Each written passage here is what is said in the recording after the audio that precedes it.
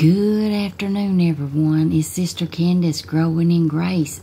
And Tucker, he was in there. I left him on the bed because he was asleep. And I came in here and studied my devotional and prayed. And then he heard me. I've had to start this like 3 times because he's so sweet. I'm so sweet. I'm so sweet. But our devotional today is how to overcome fear. And as most of my subscribers know that's been with me for a while knows that I am afraid of storms. I've always been afraid of them. It's just something that I've had a hard time. The pastor would say, Candace, you got to trust, But we went through a very bad hurricane years ago, and we lived in an old farmhouse. We've lived in 2. That was my dream, to live in a farmhouse, and we owned 2. I'm now in a new build, but the house we raised the boys in was built in 1896, and when that hurricane came through, it shook our front door, and we had a storm door, and I thought the door was going to come off the hinges. I mean, that's how bad it was, and it was just terrifying. And since I went through that, I've been just deathly afraid of storms. And then the house that there was just like a little lot and another house that was beside our house and the property that we owned there, and we had a commercial lot beside that house. But that house was built in 1873, and that's the house we were remodeling and redoing when God called the pastor home. But then the little story behind Tucker is today, 5 years ago, I had to put Bengal, our cat, down.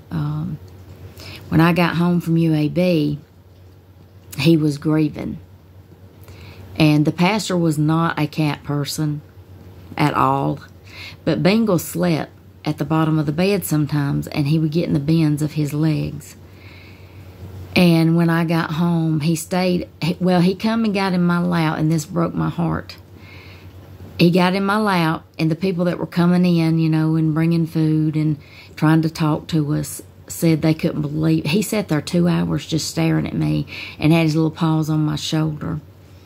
And I could tell that he was grieving. He was grieving that I had been gone for 32 days. And, some people from our church were feeding them, doing a great job. But we'd just moved into that house. We'd only been there 9 months. That's where my in-laws had lived. And so when I got home, I guess the first week he was really good. He done okay. And then one night he had what they believed to be was a heart attack or a stroke. And that was traumatic for me. That soon after the pastor going home to be with the Lord. So we seen the vet, and they found out that evidently he had got into one of the plants, the house plants that are poisonous to cats. So they gave him some vitamin K, and he seemed to do good. And then I believe it was a week later is when he had that stroke or heart attack. So we did see a cardiologist, and he was in complete heart failure. And 2 days after the cardiologist, which is today, I had to have him put to sleep.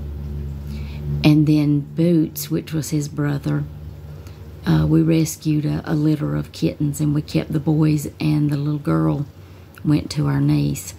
But Simba, the other brother actually died of kidney failure when he was 3 years and 8 months old. So Boots was in kidney failure, and he had been for 7 years, and I was treating him with K and B, which didn't bring him out of kidney failure, but it kept him at a stable, I guess, level of what he was in kidney failure. But anyway, I had to have him put down in June. Well, little Tucker here showed up 2 weeks prior to that. And I had told him that, I looked at him and said, I don't know whose cat you are. And I kept running him off because he ate the little baby birds out of the nest that was on my back porch. And so I kept running him off, but he kept coming back. He was persistent. He was hungry. And so I said, well, you know, somebody's either dumped him out or he's just got lost, because the neighbor's dogs chased him a lot. So I took him to the shelter.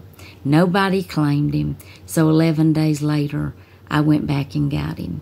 So he's been with me, and I know God placed him in my yard because he knew that Boots was fixing to leave too. So that's the story of Bengal.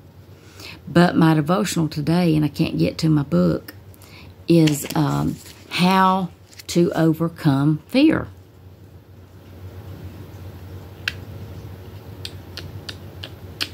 He's so sweet.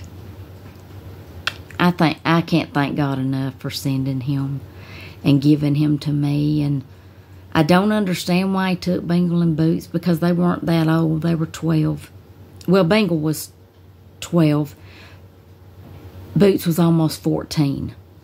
So, you know, I guess that Boots did live, well, he lived 18 months past Bengal. And I know he was grieving us being gone, but he was also grieving the loss of his brother. And our vet told me, he said, if you don't think animals grieve, they do. He said, a lot of people don't believe it, but they do. They grieve. But I can't thank God enough for giving me Tucker. He looks a lot like Bengal. To me, what amazed me when God, you know, works out all the details of our life and the blessings and the things that he sends to us, he is like the height of Boots, but he's the color of Bengal. But Boots only weighed 8 pounds. Bengal weighed 15. And then little Tucker here weighs 14 pounds. So, I'm going to see, can I get my glasses so I can read to y'all the devotional. How to overcome fear. And it comes out of Deuteronomy 7:17 through 19. But I'm just going to read the first part of it, and then y'all can go and read the rest of it, you know, the 17 through 19. If thou shalt say in thine heart, these nations are more than I, how can I dispose them? Thou shalt not be afraid of them.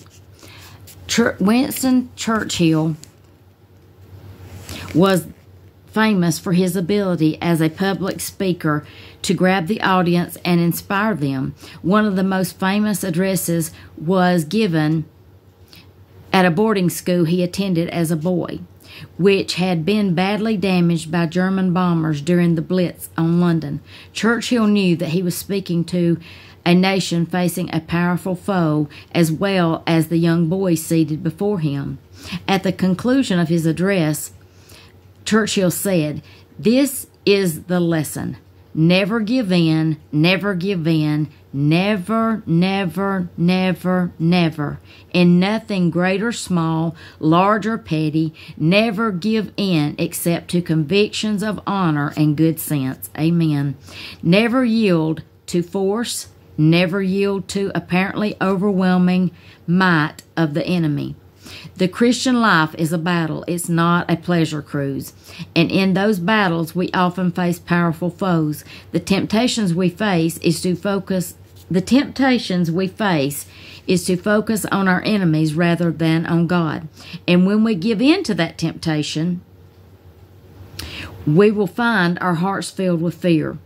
That is what happened to the Israelites when they heard the report from the 10 spies about the giants in the land. Despise what Joshua and Caleb said. They refused to trust God. Fear and disobedience that followed because of it kept Israel in the wilderness for 40 years without the victory God would have given.